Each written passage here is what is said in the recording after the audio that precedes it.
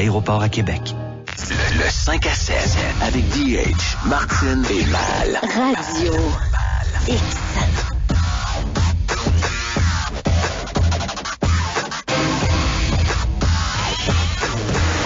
Quitter le Québec.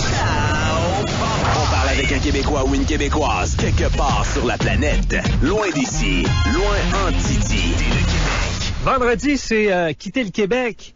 Martine nous a déniché un petit Québécois ou un grand Québécois, je sais pas trop sa grandeur. Ouais, peut-être que c'est un grand Québécois. En tout cas, avec le métier qu'il fait, moi, je peux te considérer. Si tu l'avais entendu, tu dirais que c'est un grand Québécois. Ouais. Il y a un site Internet, d'ailleurs, notre prochain invité. Normand Deschênes. Bonjour, M. Deschênes. Bonjour. J'ai oublié votre nom. Là. Danny et Martine. Denis. Oui. Bon, bonsoir. Bonsoir. Nous, là, on enregistre l'entrevue, il est 2 heures, il est 8 heures en Allemagne. Donc, il y a 6 heures de différence, là. Oui. Vous avez quitté le Québec depuis combien d'années, M. Deschênes? J'ai quitté le Québec en 1981 pour aller étudier aux États-Unis, à Chicago. Pour quelle raison? Ouf, c'est pas compliqué. Rimouski et Chicago, je crois que Chicago offre beaucoup plus de perspectives pour un musicien que... C'est vrai que je pense que c'est la ville musicale. Ben, quoi que Nashville aussi de plus en plus, là. Mais c'est l'une des bonnes villes, Chicago, au niveau du blues, du jazz et tout ça, là. Ouais, mais pour moi, j'étais saxophoniste et puis un des meilleurs professeurs de saxophone à l'époque, il vient juste de prendre sa retraite cette année. Il était à Chicago, alors on voulait aller à Chicago. Mais bon, dépendant de la musique qu'on fait, Nashville va être mieux, ou New York, si on fait du jazz, Chicago pour le blues, bien sûr. Et puis la côte ouest, ben, il y a la musique de film, ces choses-là. Ça dépend de ce qu'on fait.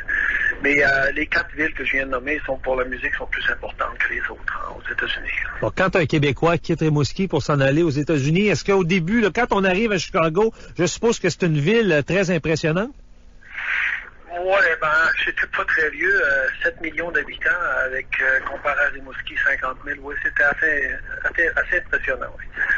Et de quelle façon on fait sa place à Chicago? Vous avez quand même été là, je pense, 6 ans. Non, j'ai été 3 ans. J'ai transféré du conservatoire de Rimouski à Northwestern University. J'ai fait mon bac après 2 ans parce que j'avais déjà commencé au conservatoire. Et puis après, j'ai fait ma maîtrise en 84. Puis après ça, je suis parti pour l'Europe. Je suis allé étudier à Bâle.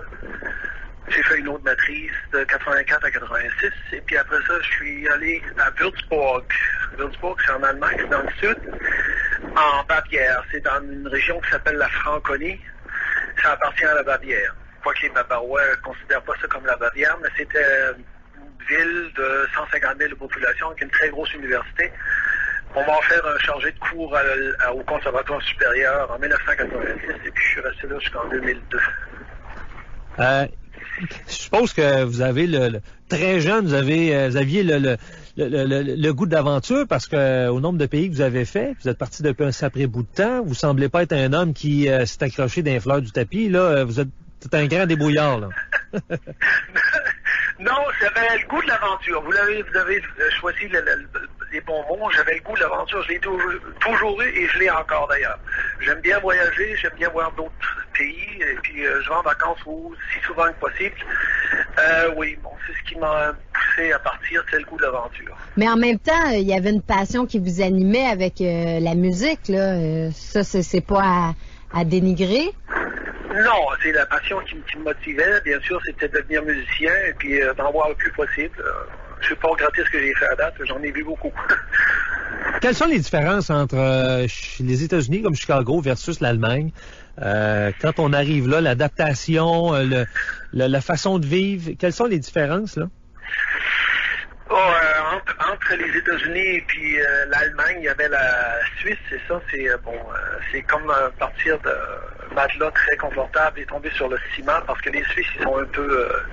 ils sont très gentils, ils sont très organisés, mais ils sont d'humeur assez égale. Alors, les Américains, ils sont très extrovertis, très exubérants. Et puis à partir de Chicago, ils s'en allaient à Bâle, c'était un très gros choc culturel. Puis repartir de Bâle après 2 ans pour aller à Würzburg, c'était un peu mieux, mais les Américains et les Suisses, c'est très contrastant comme mentalité. Ouais. Et en Allemagne, là, vous êtes là depuis un bout de temps? En Allemagne, je suis depuis 86, ça fait 28 ans. Oui, bon, les Allemands, ça dépend où on est. Les Allemands du Sud sont un peu plus drôles. Les Bavarois moi j'aime bien les Bavarois. La province où je suis, c'est tout près de la Bavière, où je vis, c'est à 20 km des frontières de la Bavière. Les Allemands du Sud sont un peu plus chaleureux que les Allemands du Nord. Je suis bien content d'être ici. Mais c'est une mentalité quand même plus conservateur que les États-Unis. Et est-ce que ce sont des gens qui sont accueillants? Est-ce que ce sont des gens qui vont vous inviter naturellement chez eux? Est-ce qu'ils vont tout faire pour que vous soyez à l'aise dès que vous arrivez? Ou vous avez à vous débattre un peu pour faire votre place? Ils sont on parle d'Allemagne et non plus de la Suisse. Oui. Les Allemands du Sud, quand je suis arrivé à Würzburg, c'est une ville avec une très grosse université, alors on est habitué de voir qui est presque internationale. Les gens sont plutôt accueillants. Hein. Il faut dire que quand on est Canadien, pour les Allemands et les Suisses aussi, mais surtout pour les Allemands, le Canada est un pays de rêve. Bon, ils ont une conception un peu idyllique du Canada, mais ça nous rend intéressants, ça les rend curieux, ils aiment nous parler, ils veulent en savoir plus sur le Canada, et puis ils sont très, très accueillants sur ce point de vue-là. J'ai pas eu de problème quand je suis arrivé à Würzburg à me faire des amis, à faire des connaissances, peu importe où j'allais. Et c'est encore comme ça d'ailleurs. Ouais. Est-ce que les gens font une différence entre le Canada versus le Québec? Ou pour eux, le Québec, c'est une province parmi tant d'autres? Non, ils savent, il y en a beaucoup, ceux qui sont instruits un peu, ils savent que le Québec, on parle français au Québec, ou la majorité francophone. Il y a beaucoup d'Allemands qui savent pas que le Québec c'est francophone, ils savent qu'il y a un coin du Canada où ça parle français, mais ils savent pas que c'est le Québec. Il y en a beaucoup qui le savent, il y en a beaucoup qui le savent pas. Ça m'étonne encore aujourd'hui. Et est-ce qu'on jase un peu du projet du Québec là, pour 30-40% de Québécois, là, la séparation? Est-ce que c'est du fait du nombrilisme ou à l'extérieur, personne n'est au courant de ça? Là? Ah, ouais, on est au courant et puis quand on en parle, je me rappelle la dernière campagne référendaire qui a passé, ça a été 51 contre et 49 pour, je crois. On en parle aux nouvelles et puis si vous voulez que je réponde franchement à votre question, pour les Européens les Allemands de toute façon, on est les Québécois séparatistes et les troubles-faits de la Confédération canadienne, si vous voulez. Okay. Non, mais c'est ça que je veux, je veux la vérité.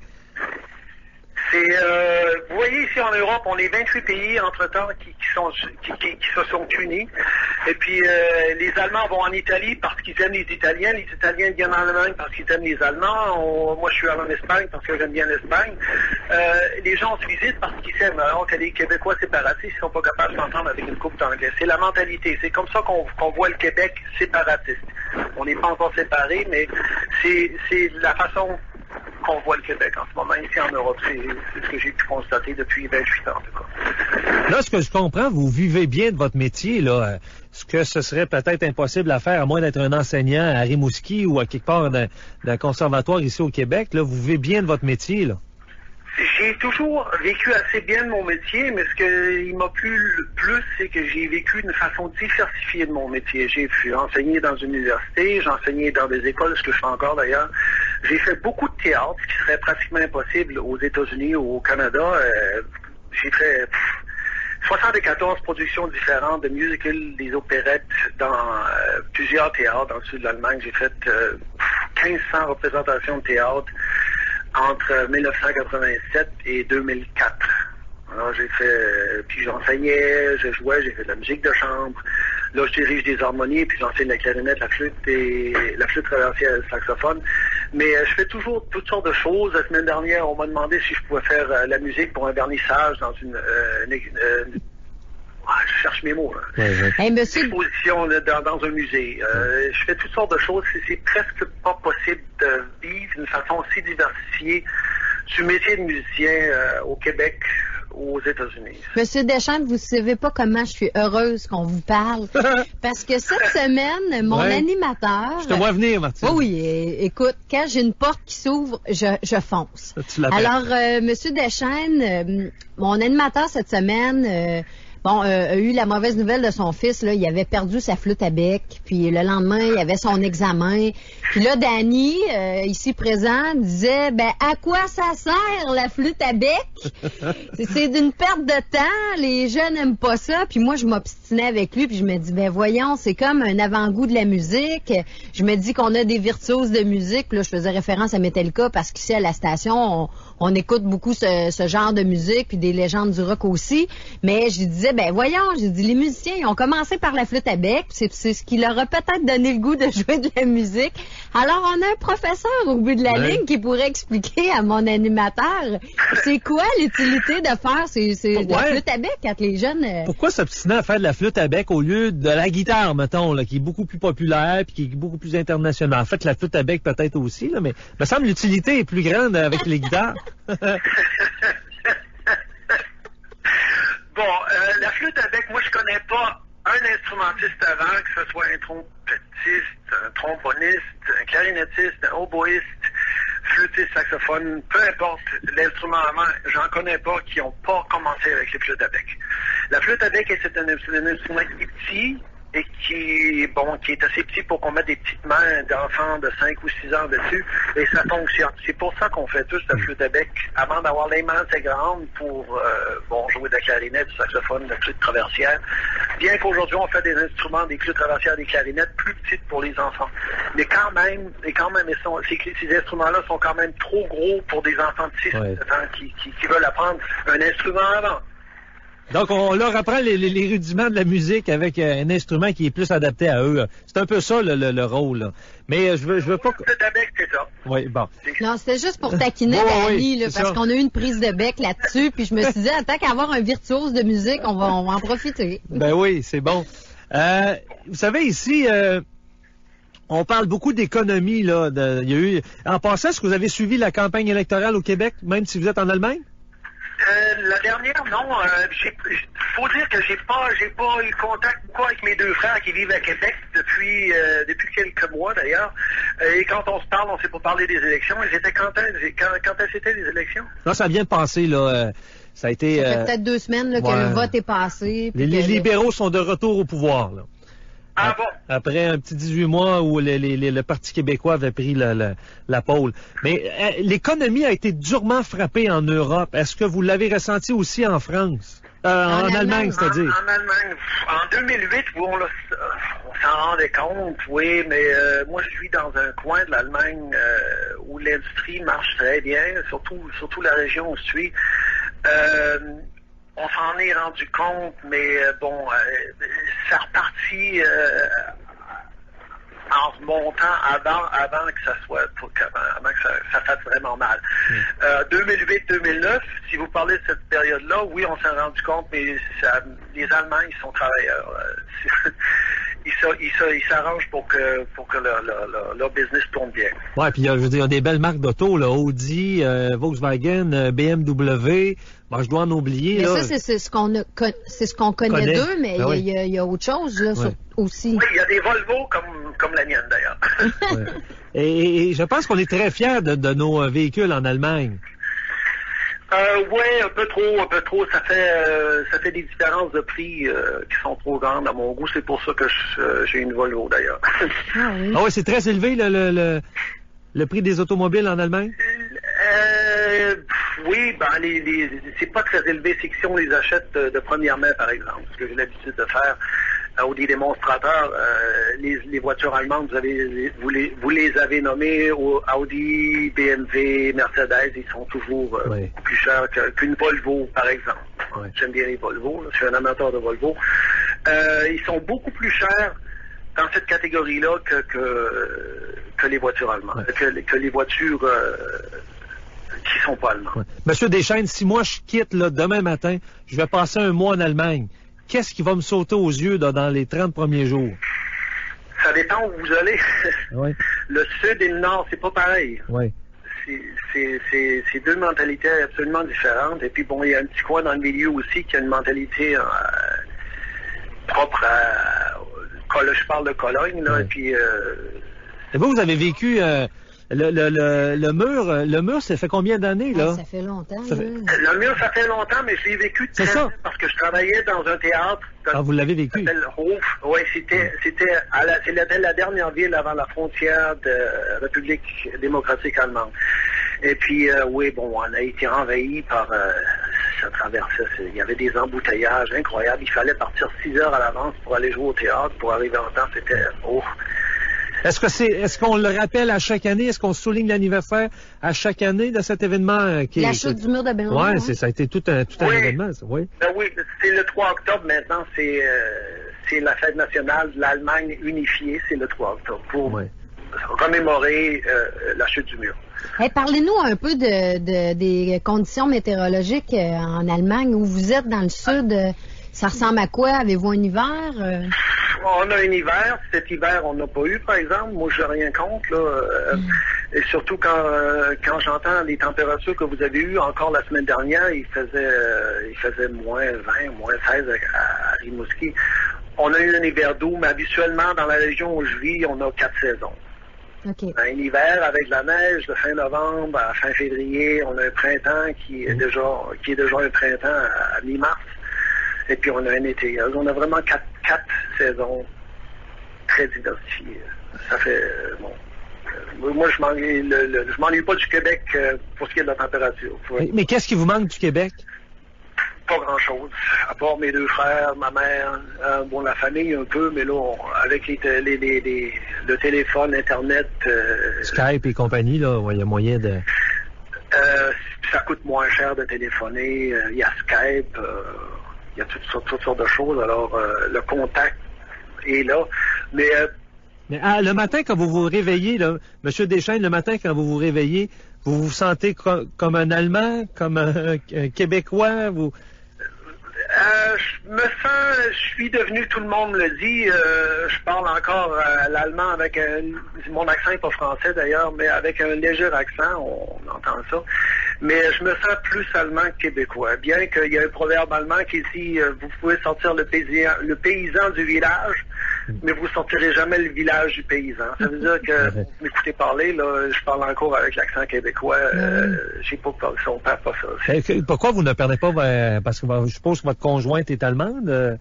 Ma conjointe est allemande, elle parle italien, très bien l'anglais aussi, mais on parle allemand. On est en Allemagne, on parle allemand. J'ai un de mes meilleurs amis qui est canadien, il vit à Würzburg, lui, canadien-anglais, on parle juste anglais.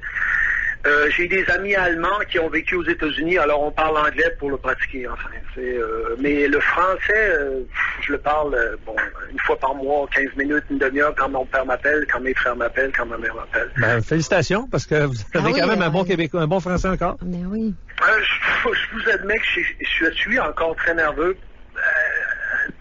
Parce que il y a tellement longtemps que je n'ai pas parlé français. J'avais peur de chercher mes mots. Je ne les ai pas cherchés trop, mais c'est pas évident. C'est pas évident. Parler français maintenant, là, ça demande un peu plus de concentration que parler l'anglais ou de parler l'allemand. Ouais. Un Anglais qui veut apprendre le français versus l'allemand, est-ce que c'est plus compliqué la base allemande ou Québec ou française? J'ai mal compris votre question. Vous pouvez répéter? Est-ce que c'est plus facile d'apprendre l'allemand ou le français? L'allemand est une langue qui est totalement structurée. C'est plus facile dans un sens d'apprendre l'allemand parce qu'on va arriver à le parler parfaitement parce qu'elle est complètement structurée, sans exception, alors que le français a 7-8 exceptions pour toutes les règles. Oui. Alors, on va arriver à parler le français beaucoup plus couramment, beaucoup plus vite que l'allemand, mais si on est étranger, moi je suis bien content d'avoir appris le français comme langue maternelle. Mais si vous apprenez l'allemand, vous allez finir par parler parfaitement. Ça va prendre plus longtemps que le français pour le parler couramment, mais les structures sont là. Si vous les apprenez correctement, vous allez apprendre l'allemand parfaitement. Le français, il y a tellement d'exceptions. On me le dit, tous ceux qui sont allemands ou qui sont anglais, qui ont pris le français. Il y a tellement d'exceptions. Normalement, on ne sait plus. Ça a été un plaisir, M. Deschênes, de vous jaser en direct de l'Allemagne. Joli. Merci bien. Ouais, bon, c'est moi qui m'en remercie pour votre intérêt. Vous avez un site Internet, si les gens veulent aller le visiter au juste, quelle est l'adresse? Deschênes.de. DESCHENES.de. Et je suis sur Facebook aussi. beaucoup plus que sur mon site Internet. Ben, bonne fin de semaine en Allemagne. Merci beaucoup, Danny. Okay. Merci. Merci beaucoup. Bye-bye. Bye-bye. Bye-bye. Normand Deschênes, un Québécois qui a quitté plusieurs années pour Chicago. Après ça, la Suisse. Après ça, l'Allemagne. Puis aujourd'hui, ben, il dit qu'il se sent comme un Allemand et non un Québécois. Oui, mais... puis tu sais, les mots, c'est drôle qu'ils disent ça, que l'allemand, c'est plus facile un coup que tu le sais. Ouais. Mais il y a des longs, là, il y a des mots très longs, t'as de l'anglais et du français dans certains mots, mais quand même, comme il dit, les variations, il n'y en a pas, là, tu sais, un cuisinier, ça va être je pense, ça va être un chef de cuisine, ça va être le mot chef de cuisine, tu sais, c'est aussi simple que ça, mais en allemand, ça va être dit chef de cuisine. Tu vas juste coller chef et cuisine ensemble, puis tu vas comprendre que c'est... En tout cas. Parce que quand on l'écoute, on dirait que c'est un charabia d'onomatopée de son, l'allemand. Ouais, en tout cas, moi, quand je voyageais avec la gang, on apprenait quelques mots en allemand, puis tu sais, une grosse bière, s'il vous plaît, une grosse bière bitte. Tu sais, c'est pas compliqué. Non. Une grosse bière, une grosse bière bitte. Bon. Puis là, ben, après ça, on apprenait d'autres mots. Travaillant, c'est arbeiten. Mais tu sais, arbeiten, ça ressemble à arbeit. Ben là, tu dis arbeit, tu dis gardons l'arbeit, puis là, il pense que tu parles de travaillant. C'est le fun parce que tu as des points de repère. C'est pas comme les mots de russe ou d'autres langues où il faut que tu apprennes par cœur le mot parce qu'il n'y a aucun lien à faire. Là. Ouais. En tout cas, il était vraiment très intéressant. Tu irais écouter son site. C'est vraiment un très bon musicien, là. Saxophone, il joue des sonates et compagnie, c'est extraordinaire. Ben, de ce que je me souviens, c'est deux maîtrises qu'il a en musique ou en tout cas, c'est une sommité. Une sommité, c'est ça, qui a quitté le Québec. Ben, merci, bonne fin de semaine, Marcel. Merci à toi aussi. Hey, on sera là lundi. Bye bye. Yes. Le 5 à 7 avec DH, Martine et Mal. Radio X. La capsule événement, une présentation de Boucher-Lortie. Vos factures de chauffage vous ont coûté cher cet hiver? Vous ne voulez pas revivre ça l'an prochain? C'est le bon moment pour convertir votre système de chauffage et épargner. N'attendez pas. Confiez la conversion aux experts de Boucher-Lortie. 88-623-2323, on est service. Capsule. Radio X. Capsule événement. Le Monster Spectacular G un tour s'amène au Colisée Pepsi. Le 10 mai, il y aura Bounty Hunter, Black Stallion et le nouveau champion Monster Jam. En plus de ça, il y aura l'Overkill Evolution, Mike Vaters Jr., duel père-fils en vue aussi, freestyle de motocross avec backflip et course de VTT pour l'achat de billets. Allez sur billetech.com. Second Skin fête ses 10 ans cette année. Ils sont spécialistes en impression, grossistes en vêtements et objets promotionnels, bref, tout ce qui s'imprime. Ils ont des vêtements personnalisés pour l'entreprise, équipe sportive ou organisme. Ils font de la sérigraphie, broderie, transfert numérique vinyle ou encore en sublimation, situé au 1996 sur la 1er avenue près du Colisée. Pour plus d'infos, secondskin.ca. Le Amnesia Rockfest 2014 se tiendra les 20 et 21 juin à Montebello, comme Blink-182, Motley Crue, Weezer, Alice in Chains, Megadeth, Billy Talent, Primus, NoFX, Cypress Hill et j'en passe, c'est 150 groupes qui vont défiler. C'est à seulement 60 minutes de Montréal. L'Amnesia Rockfest, c'est le party rock de l'été. Info amnesiarockfest.com.